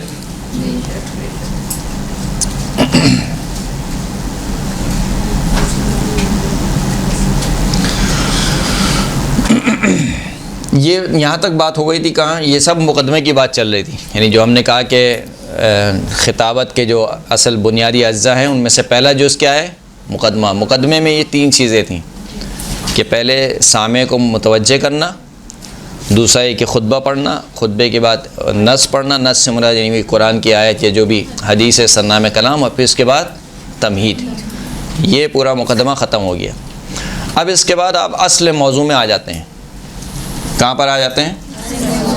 اصل موضوع میں، جس کو صلب موضوع بھی کہا جاتا ہے۔ صلب کسے کہتے ہیں؟ صلب یعنی انسان کی ریڑھ کی ہڈی ہوتی ہے، اس کو صلب کہا جاتا ہے، یعنی ریڑھ کی ہڈی سے انسان کھڑا ہوتا ہے، بیٹھتا ہے، لیٹ سکتا ہے۔ اگر وہ ریڑھ کی ہڈی ٹوٹ جائے خدا نخواستہ تو انسان نہ بیٹھ سکتا ہے نہ لیٹ سکتا، صرف لیٹ سکتا ہے خالی، نہ بیٹھ سکتا ہے نہ کھڑا ہو سکتا ہے، اس وجہ سے اس کو صلب کہا جاتا ہے۔ صلب موضوع یعنی اصل موضوع۔ اصل موضوع بہت ساری چیزیں اس میں آ جاتی ہیں اصل موضوع میں۔ جب آپ اصل موضوع پر گفتگو شروع کرتے ہیں تو اس میں استدلال بھی آتے ہیں، اس میں قرآن مجید کی دیگر آیات بھی آتی ہیں، اس میں احادیث کی دیگر احادیث بھی آتی ہیں، اس میں کچھ تاریخی حوالے بھی آ جاتے ہیں، اس میں اشعار بھی آ جاتے ہیں، اس میں کچھ واقعات بھی آ جاتے ہیں، یعنی ان ساری چیزوں سے مل کر اصل موضوع بنتا ہے۔ یعنی آپ مثال کے طور پر امامت پر گفتگو کرنا چاہتے ہیں یا کسی بھی مثال کے طور پر حب دنیا پہ آپ گفتگو کرنا چاہتے ہیں، تو پہلے تو ایک وہ سرنامہ کلام کی آیت ہے جو آپ نے پڑھی ہے، اس کے علاوہ قرآن مجید کی نہ جانے کتنی آیت ہیں جو حب دنیا کے متعلق ہیں، اس کو آپ لے کر آتے ہیں، جو مناسب رکھیں، جو جذاب ہوں، اس کو آپ لے کر آتے ہیں۔ پھر اس کے بعد آپ معصومین علیہ السلام کے روایات کو لے کر آتے ہیں اور واقعات کو لے کر آتے ہیں، اور پھر اس کے بعد آپ اینڈ میں آ کے کیا دیتے ہیں؟ نتیجہ دیتے ہیں کہ آیا حب دنیا اچھی چیز ہے یا بری چیز ہے، اور اگر بری چیز ہے تو اس کے اثرات کیا ہیں، وہ نتیجہ آپ دے کر منزل مصائب پر آ جاتے ہیں۔ تو یہ جو صلب موضوع ہوتا ہے اس میں ہوتی بہت ساری چیزیں ہیں، لیکن خوب توجہ کریں، کبھی بھی یہ غلطی نہ کریں کہ آپ نے ایک موضوع شروع کیا ہو اور سامع یہ سمجھے کہ آپ اصل موضوع بھول گئے اور نہ جانے کتنے ٹاپک آپ نے شروع کر دیے۔ آپ نے گفتگو شروع کی مثال کے طور پر حجاب سے، پھر حجاب سے آپ چلے گئے مثال کے طور پر کہاں پر؟ عورت کی حیا کے اوپر، پھر حیا سے آپ چلے گئے مثال کے طور پر معاشرے میں عورت کا کردار، پھر معاشرے میں عورت کے کردار سے آپ چلے گئے مثال کے طور پر ماں کیسے تربیت کر سکتی ہے۔ تو آپ نے موضوع کیا چنا تھا؟ حجاب چنا تھا۔ یہ سارے الگ الگ موضوع ہیں، ان میں سے کوئی بھی موضوع آپس میں ایک دوسرے سے مرتبط نہیں ہے۔ وہ چیزیں جو آپ کے موضوع سے مرتبط ہوں وہ آپ پیش کر سکتے ہیں، وہ واقعات، وہ چیزیں جو آپ کے موضوع سے مرتبط ہوں اس کو پیش کرنے میں کوئی حرج نہیں ہے، اگرچہ کہ براہ راست مرتبط نہ ہوں، لیکن کسی بھی حوالے سے۔ میں نے عرض کیا کہ آپ کا جو صلب موضوع ہے وہ تسبیح کے دانے کی طرح ہے۔ تسبیح کے دانے کہتے ہیں مثال کے طور پر 33 یا 100 دانے، لیکن ان 100 دانوں کو ایک لڑی جوڑے ہوئی ہے، ایک لڑی۔ ایسا نہیں ہے کہ 4-5 لڑیاں ہیں، 4-5 تسبیحاں نہیں ہیں، ہے تسبیح ایک ہی، لیکن اس کے اندر 100 دانے ہیں، لیکن وہ 100 کے 100 دانے ایک لڑی سے جڑے ہوئے ہیں۔ اس کو کہا جاتا ہے کہ ایک موضوع ہونا چاہیے۔ ایسا نہ ہو کہ آپ نے ایک موضوع شروع کیا اور اس میں نہ جانے کتنی موضوعات آپ شروع کر چلے گئے۔ پہلے آپ گئے فلسطین، فلسطین سے پھر آپ گئے اسرائیل، پھر اسرائیل سے گئے فلاں، پھر فلاں شہر، پھر فلاں شہر، فلاں شہر کا سامع تھک جائے گا۔ اچھا، بطور مثال میں نے یہ سب عرض کیا ہے کہ آپ نے ایک موضوع شروع کیا مثال کے طور پر، پھر آپ دوسرے موضوع پہ چلے گئے، پھر آپ تیسرے موضوع پہ چلے گئے، پھر آپ چوتھے موضوع پہ چلے گئے، تو سامع چھوڑ دے گا آپ کو کہ آپ کے پاس کوئی ایک موضوع نہیں ہے، یا یہ سمجھے گا کہ مولانا تیاری سے نہیں آئے، ایسے آ کے بیٹھ گئے، ان کو پتہ نہیں ہے کہ کیا پڑھنا ہے۔ یا مثال کے طور پر یہ جو مجلس لیے یہ بہت ایمرجنسی میں لیے، کوئی کسی دوسرے مولانا کو پڑھنا تھا، وہ اینڈ ٹائم پہ انہوں نے منع کر دیا، یا ان کے ساتھ کوئی ایمرجنسی ہو گئی تو ان مولانا کو بٹھایا گیا۔ اب ظاہر سی بات ہے اگر آپ کو مثال کے طور پر 1 گھنٹہ پہلے کہا جائے یا آدھے گھنٹے پہلے کہا جائے کہ آپ کو مجلس پڑھنی ہے، اگر پہلے سے کوئی مجلس تیار ہے تب تو بہت اچھی بات ہے، لیکن کوئی مجلس تیار نہیں ہے۔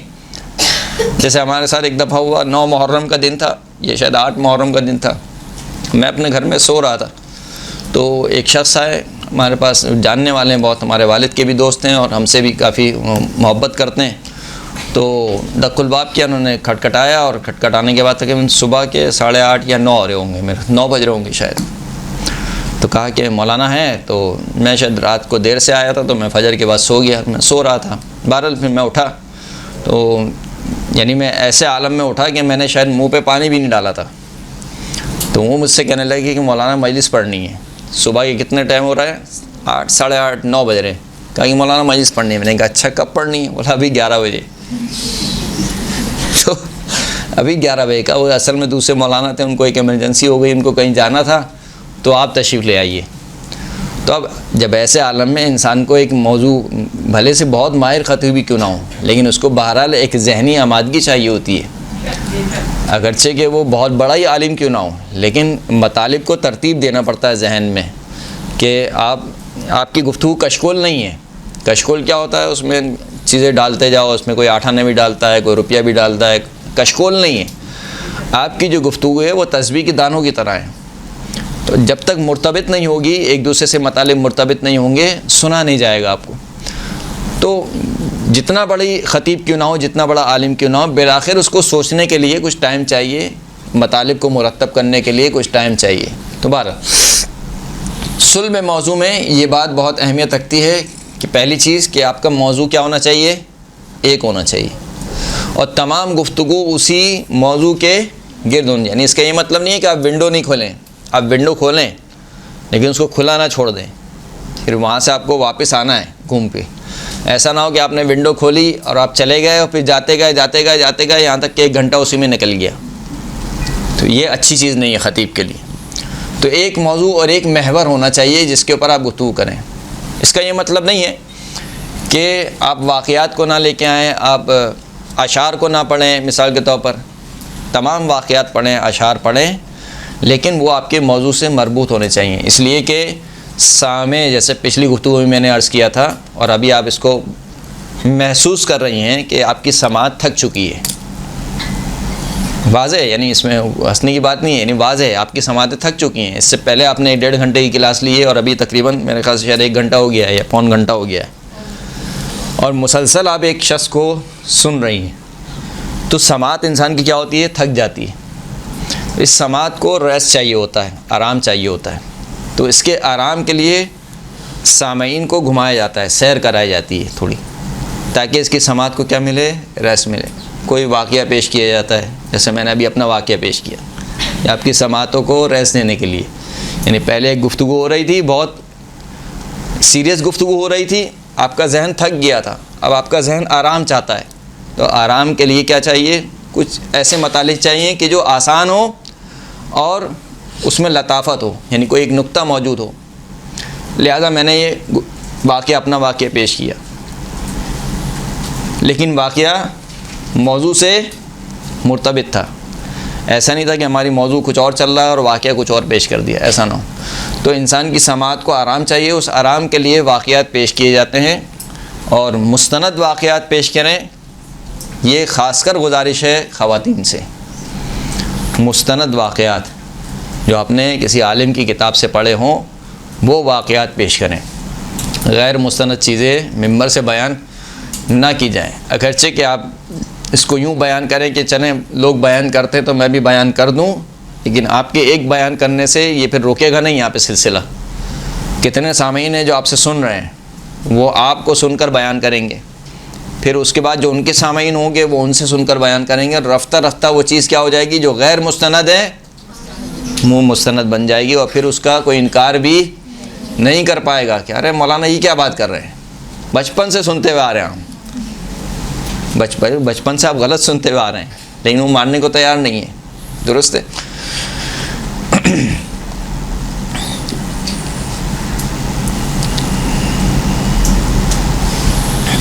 مثال کے طور پر آپ نے موضوع منتخب کیا کہ آج مثال کے طور پر شہادت ہے، کسی بھی امام کی شہادت ہے، مثلا 7ویں امام کی شہادت ہے، 6ٹھے امام کی آپ نے شہادت کا دن ہے اور آپ کو بلایا گیا کہ آپ مجلس پڑھیں. کہا کہ آج جو ہے وہ 6ٹھے امام کی شہادت ہے اور میں چاہتی ہوں کہ امام کی سیرت سے کچھ وہ واقعات، کچھ وہ اقتباسات آپ کی خدمت میں پیش کروں جو میرے لیے بھی اور آپ کے لیے بھی نمونہ عمل بن سکیں.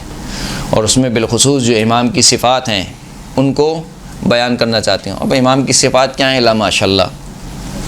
6ٹھے امام کی صفات کیا ہے؟ 5ویں امام کو خود باقر العلوم کہا گیا.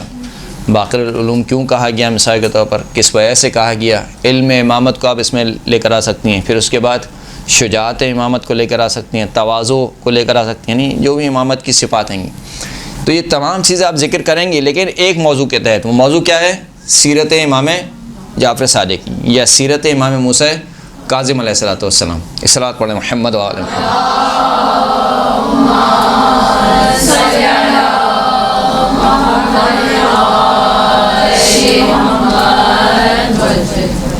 یا مثال کے طور پر آپ نے موضوع منتخب کیا کہ آج ہم جس موضوع پر گفتگو کرنا چاہتے ہیں وہ یہ کہ فضیلت کسے کہتے ہیں، فضیلت کیا ہے.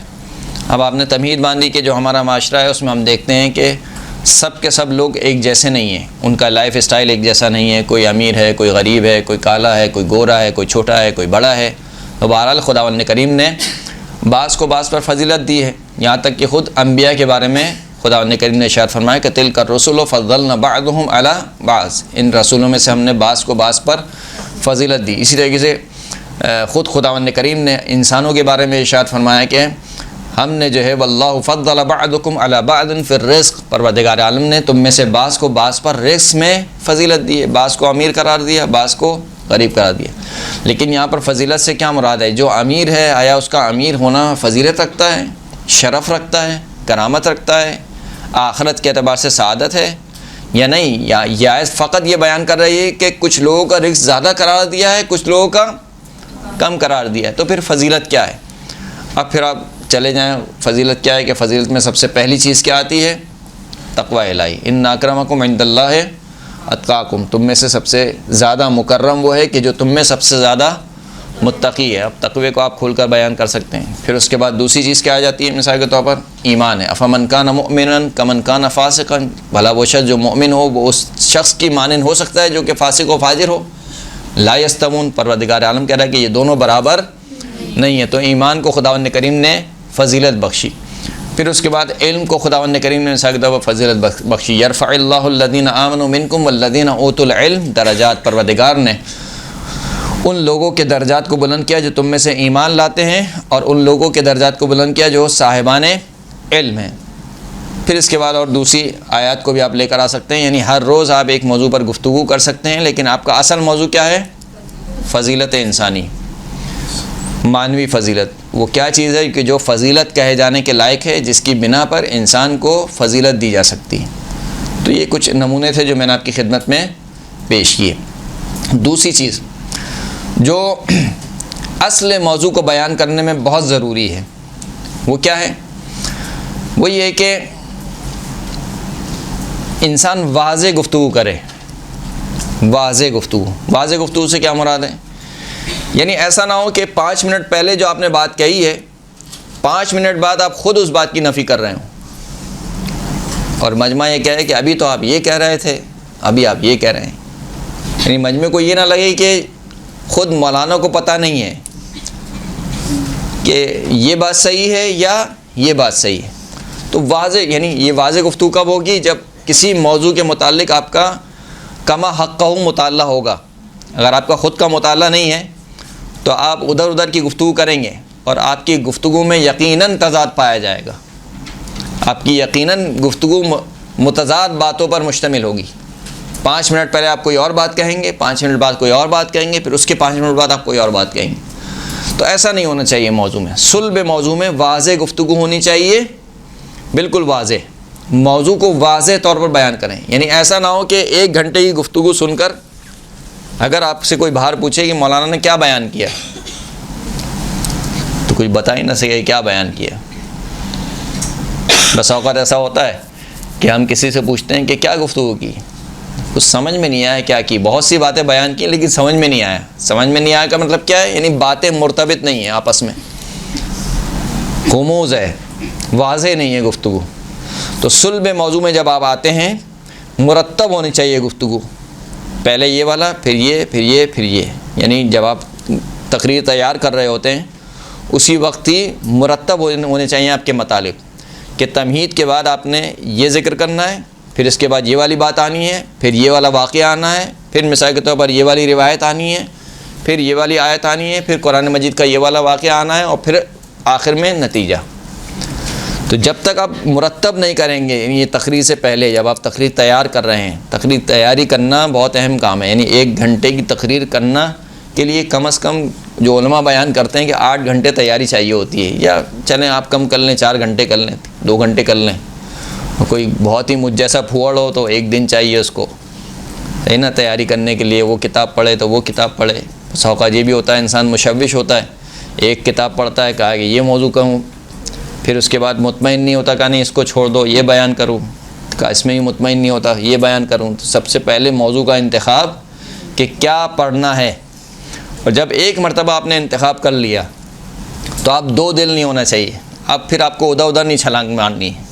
اب جب آپ نے منتخب کر لیا کہ آپ کو یہی پڑھنا ہے تو بس اسی پہ محنت کریں، اور ساری کتابیں اور سارا مطالعہ اسی موضوع کے متعلق اختیار کریں۔ مثال کے طور پر آپ نے موضوع انتخاب کیا کہ بی فاطمہ بی زینب سلام اللہ علیہ کا خطبہ بیان کرنا ہے، مثال کے طور پر، تو جتنی کتابیں کہ جس میں اس خطبے کی شروحات لکھی گئی ہیں جو اردو میں ہیں، ان کتابوں کا مطالعہ شروع کر دیں، پھر آپ دیگر چیزوں کی طرف نہ جائیں، کیونکہ اگر آپ دیگر چیزوں کی طرف چلے گئیں تو جو آپ کی اصل تیاری ہے وہ رہ جائے گی۔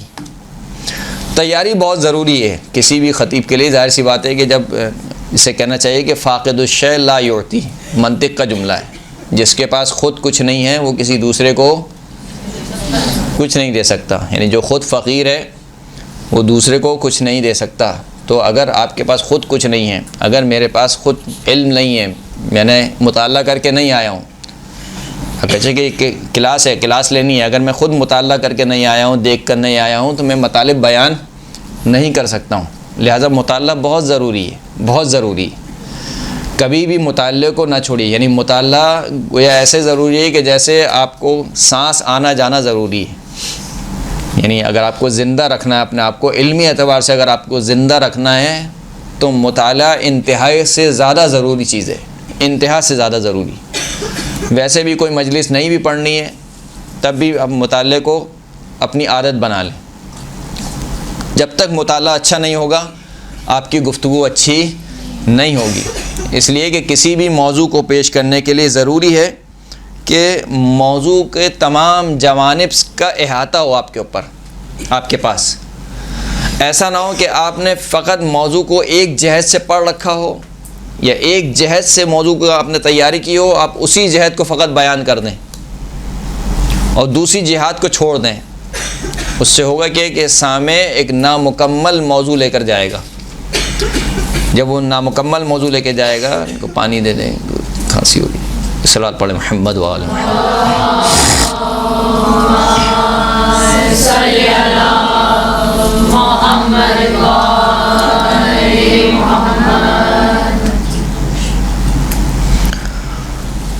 تو سامع جب نامکمل موضوع لے کر جائے گا یا نامکمل گفتگو سن کر جائے گا تو وہ اس کو تو نہیں پتہ کہ نامکمل ہے، وہ تو اسی چیز کو کامل سمجھ رہا ہے۔ تو اگر آپ نے مثال کے طور پر دنیا کی مذمت میں گفتگو کی اور اتنی مذمت کی دنیا کی کہ وہ یہ تاثر لے کر چلا گیا کہ دنیا میں مشغول ہی نہیں ہونا ہے، تو وہ جا کے وہ محراب میں بیٹھ گیا۔ اب وہ عبادتیں کر رہا ہے، وہ نماز پڑھ رہا ہے، وہ روزے رکھ رہا ہے، اس کے بیوی کیا کر رہی ہے، اس کے بچے کیا ہو رہے ہیں، بچے کہاں سے کھائیں گے، کہاں سے کمائیں گے، کہاں سے کھانا پیے گے، اس کا کوئی سروکار نہیں ہے۔ کیوں؟ کیونکہ مولانا نے کہا ہے دنیا بہت بری چیز ہے، لہٰذا مجھے اپنے آپ کو دنیا میں مشغول نہیں کرنا ہے۔ تو آپ نے صحیح تصویر پیش نہیں کی اس کے سامنے کہ دنیا کی مذمت یعنی کیا، حب دنیا کسے کہتے ہیں۔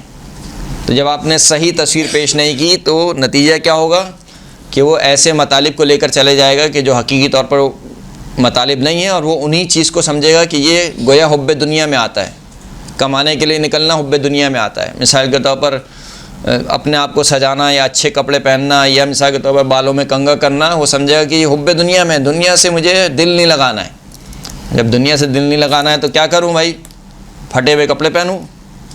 مثال کے طور پر سر میں کنگھی نہ ہو، گندا سندہ رہے انسان، جو صوفیانہ مذہب ہے وہ اختیار کر لے۔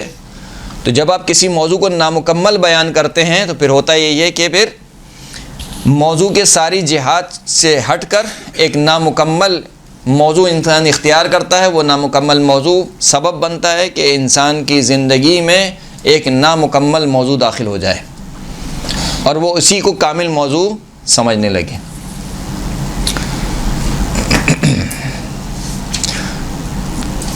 تو عرض ہم یہ کر رہے تھے کہ جو صلب موضوع ہے آپ کا وہ بالکل واضح ہونا چاہیے، اس کے مطالب مرتب ہونے چاہیے جو مطالب آپ کو پیش کرنے ہیں۔ گفتگو آپ کی پراکندہ نہیں ہونی چاہیے۔ پراکندہ لفظ سمجھتے ہیں؟ ادھر ادھر کی باتیں، یعنی ایک ٹکڑا وہاں کا، ایک ٹکڑا، ایک اخبار کی ہیڈنگ وہاں کی، ایک اخبار کا کٹ پیس وہاں سے لے کر آپ نے پورا ایک بنا دیا۔ ایسے نہیں ہونا چاہیے۔ جب تک آپ کوئی کھانا بھی بناتے ہیں تو کیا کرتے ہیں؟ ہر چیز مناسب مقدار میں ڈالی جاتی ہے، صحیح ہے، اور اسی جو کھانا آپ بنا رہے ہیں وہی اس کھانے سے متعلق جو اجزاء ہیں وہی ڈالتے ہیں۔ ایسا تو نہیں کرتے نا ہم کہ کھانے کے بعد نام رکھتے ہیں، کہا کہ بہت اچھی کھانا بہت اچھی بناتی میری بیگم، کیا بنائے گا پتہ نہیں، بن جائے گا تو پتہ چلے گا۔ تو کھانے سے پہلے پتہ ہونا چاہیے کہ کیا بن رہا ہے، صحیح نا. تو پھر جب آپ کو پتہ ہوگا کہ ہاں آج قورمہ بن رہا ہے تو پھر قورمے کے اجزاء ڈالے جائیں گے, یا بریانی بن رہی ہے, یا حلیم بن رہا ہے, یا دال بن رہی ہے, یا سبزی بن رہی ہے, تو اس کے متعلق ہی چیزیں آنی چاہیے. ایسا نہ ہو کہ آپ نے نام دیا ہو قورمہ اور بن کے آئے شاورما, ایسا نہیں ہونا چاہیے.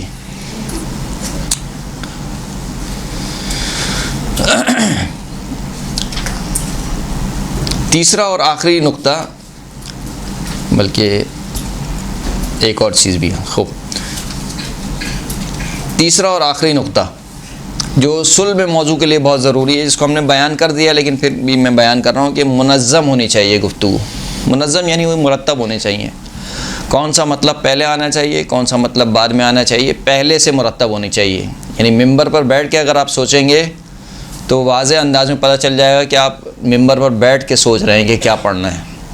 لہٰذا بار بار ہم جس بات پر زور دے رہے ہیں وہ یہ کہ پوری تیاری کے ساتھ بیٹھیں. ممبر پر تیاری نہیں ہے, مثال کے طور پر کوئی مجلس آ گئی ہے, تیاری نہیں ہے کسی موضوع کے متعلق, تو جس موضوع کے متعلق آپ کی تیاری نہیں ہے, خبردار خبردار خبردار اس کے متعلق گفتگو نہ کریں, چھوڑ دیں اس کو. جو آپ کی پچھلی تقریر ایک تیار ہے وہی پڑھ دیں, بھلے سے آپ نے 10 مرتبہ کی ہو. یہ اس سے کہیں بہتر ہے کہ آپ ایک ایسے موضوع کو بیان کریں جس کے متعلق آپ کی تیاری نہیں ہے. ہمیشہ اس بات پر گفتگو کریں جس بات کے متعلق آپ کی تیاری, جس موضوع کے متعلق آپ کی تیاری بھرپور انداز سے ہوئی بھی ہو. تو جب آپ کی تیاری بھرپور انداز سے ہوگی, ایک ہوتا ہے کہ میں اگر اس کو اپنی زبان میں کہوں, گھر آپ بناتے ہیں تو گھر بنانے کے لیے 2 چیزیں ضروری ہوتی ہیں, ایک مٹیریل اور ایک اس کا نقشہ. مٹیریل کیا ہے, مثال کے طور پر اینٹیں, بجری, سیمنٹ, یہ چیزیں کیا ہیں, یہ مطالعہ ہے. آپ نے 10 کتابیں 15 کتابیں آپ نے پڑھ رکھی ہیں, اس سے آپ کو مٹیریل حاصل ہو گیا. لیکن یہ مٹیریل لگے گا کیسے, کہاں پر دیوار کھڑی ہوگی, کہاں پر کمرہ بنے گا, کہاں پر واش روم, یہ کیا ہے, اس کو منظم کرنا ہے. تو بسا اوقات بہت سے ہم نے دیکھے ہیں ایسے افراد جو بہت بڑے عالم ہیں, یعنی انتہا سے زیادہ ان کا علم ہے, مطالعہ بہت اچھا ہے, لیکن اس کے باوجود جب وہ آتے ہیں گفتگو کرنے تو گفتگو اچھی نہیں کر پاتے ہیں. کیوں نہیں اچھی کر پاتے ہیں؟ اس لیے کہ مطالعہ تو بہت ہے, لیکن ان مطالب کو پیش کیسے کرنا ہے, کتنی مقدار میں پیش کرنا ہے, پہلے کون سا مطلب آئے گا, بعد میں کون سا مطلب آئے گا. یعنی اسے کہنا چاہیے ہمیں اپنی زبان میں کہ ڈیلیوری پہ محنت نہیں کرتے ہیں, کس طریقے سے ڈیلیور کرنا ہے. ایک موضوع کے متعلق بہت اچھا مطالعہ آپ نے کر لیا ہے, لیکن اب اس مطالعے کو کیسے پیش کروں گا. یعنی ہماری مائیں مثال کے طور پر کھانا بناتی ہیں, بچوں کو دیتی ہیں. بسا اوقات ایک ایسا کھانا ہے کہ جو معلوم ہے ماں کو کہ یہ بچے کو پسند نہیں ہے, لیکن اس کے باوجود وہ کیا کرتی ہے, ایسا کر کے پیش کرتی ہے, دیکھو میں نے اس میں یہ بھی ڈالا ہے, دیکھو یہ کتنا اچھا ہے, دیکھو یہ کھا لو. اس کا مطلب کیا ہے کہ وہ ڈیلیوری پہ محنت کر رہی ہے کہ اس کھانے کو کیسے پیش کرنا ہے تاکہ وہ بچہ کھا لے اس کو. اسی طریقے سے جو ہمارا مواد ہے ہمیں سامعین کے سماعتوں میں انڈیلنا ہے, اور وہ سامعین قبول نہیں کر رہے ہیں کہ اس کو انڈیلا جائے. تو اب کس طریقے سے آپ کو تیاری کرنی ہے کہ میرا جو سامع ہے وہ خود مجھ سے چاہے کہ ہاں اور مزید گفتگو کریں. اس کو کہتے ہیں منظم کرنا. آپ کی تقریر منظم ہونی چاہیے, گفتگو منظم ہونی چاہیے. تو بس یہ 3 نکات بہت اہم تھے اصل موضوع میں. منظم ہونی چاہیے گفتگو, اصل موضوع. دوسرا واضح ہونا چاہیے. تیسرا ایک موضوع پر گفتگو ہونی چاہیے. پھر اس کے بعد جب آپ موضوع ختم ہو جاتا ہے تو موضوع کے بعد پھر آپ نتیجے پر آ جاتے ہیں. نتیجہ اتنا طولانی نہیں ہوتا, اور بسا اوقات نتیجہ آپ خود سامعین کی سماعتوں پر چھوڑ دیتے ہیں. یعنی آپ کا فن یہ ہے, فن خطابت یہ ہے کہ آپ ایسی گفتگو کریں کہ آپ کو نتیجہ اپنی زبان سے بولنا نہ پڑے, بلکہ خود آپ کی گفتگو سے سامعین کیا کریں, نتیجہ اخذ کر لیں. آپ نے ایسی گفتگو کی ہو کہ خود سامعین سمجھ جائے کہ ہاں اس کا نتیجہ کیا نکلے گا. تو یہ ماہر خطیب کی علامت یہ ہوتی ہے کہ وہ ایسی گفتگو کرتا ہے کہ آخر میں خود جو سامعین ہیں وہ خود نتیجہ لے لیتے ہیں. اور پھر نتیجے کے بعد جو اصل ہمارا اگر مجالس کے اعتبار سے بات کی جائے تو پھر مرحلہ آتا ہے کس کا, مصائب کا. مصائب پڑھنا انتہا سے زیادہ مشکل کام ہے. یعنی 45 منٹ کی گفتگو کرنا آسان ہے, اور 5 منٹ کے مصائب پڑھنا مشکل کام ہے. اس لیے کہ اس میں بہت ساری چیزیں چاہیے. اس میں آپ کو ایک ایسے شخص کو رلانا ہے جو ابھی بالکل نارمل بیٹھا ہوا ہے. یعنی اگر خدا نخواستہ میرے گھر میں کوئی میت ہوئی ہو تو مجھے رلانے میں کتنا دیر لگے گی. اب ایک جملہ کہیں گے میں رونا شروع کر دوں گا, لیکن ابھی میں بالکل صحیح سالم بیٹھا ہوں. اب آپ کو مجھے رلانا ہے.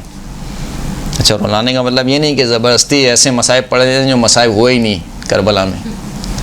مصائب آپ کو وہی پڑھنے ہیں. یعنی ایک دوسرا مشکل کام بھی یہی ہے کہ سامع کو وہی مصائب سننے ہیں کہ جو 1400 سال سے سنتے ہوئے آ رہے ہیں, اور انہی مصائب پہ رلانا ہے. تو اس میں بہت ساری چیزیں اہمیت کی حامل ہوتی ہیں. کس طریقے سے آپ مصائب کو پیش کرتے ہیں, کس طریقے سے جملات کو آپ ترتیب دیتے ہیں, اور مصائب میں بالخصوص کس طریقے سے آپ جذباتی جملات کو کہتے ہیں. یعنی سامع کے جذبات کو ابھارتے ہیں. جو پچھلی گفتگو میں ہم نے عرض کیا تھا کہ خطیب کا اصل کام کیا ہے کہ وہ سامع کے جذبات کو ابھارے. ایک وہ مصائب جو وہ سن چکا ہے, جناب علی اکبر کے مصائب نہ جانے کتنی مرتبہ آپ نے سنے میں, لیکن اب میں کیسے ان مصائب کو دوبارہ پیش کروں کہ سامع میرا رونے لگے.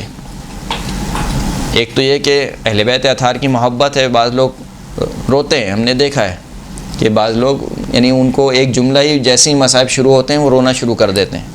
بعض مومنین ہم نے ایسے دیکھے ہیں, یا ان کے سامنے آپ کو نارمل طریقے سے بھی مصائب پڑھیں وہ رونا شروع ہو جاتے ہیں. لیکن کچھ ہوتے ہیں وہ بالکل برف کی طرح جامد ہوتے ہیں, تو ان کو کیا ہے, پتھر کی طرح جامد, ان کو رلانا پڑتا ہے. رلانا سے مراد یہ نہیں ہے کہ آپ کسی کو زبردستی رلائیں. یعنی ہماری گفتگو کا مطلب یہ نہیں ہے کہ آپ زبردستی کسی کو اس طریقے سے مصائب پڑھیں کہ وہ رو جائے, اور پھر اس میں آپ اتنی محنت صرف کریں کہ آپ وہ مصائب بھی پڑھیں کہ جو مصائب ہوئے ہی نہیں ہیں. یہ کام نہیں کرنا ہے ہمیں. ہماری گفتگو کرنے کا مقصد یہ ہے کہ مصائب ایسے ہونے چاہیے کہ سنتے انسان کیا کرے, رونا شروع کر دے. اب وہ روئے نہ روئے اس کی اپنی مرضی ہے, لیکن آپ نے اپنی طرف سے کوشش کی تھی کہ ایسے مصائب پڑھیں کہ سامعین رونا شروع کر دیں.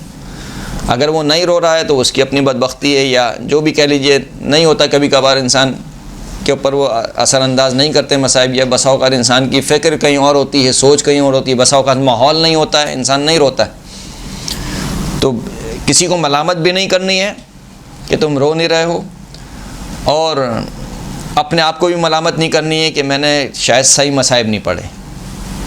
آپ کو ایک معتدن بہ جسے کہا جاتا ہے, جیسی تیاری کرنی چاہیے ویسی آپ نے تیاری کی. جیسے مصائب آپ کو پڑھنے چاہیے تھے آپ نے ویسے مصائب پڑھے.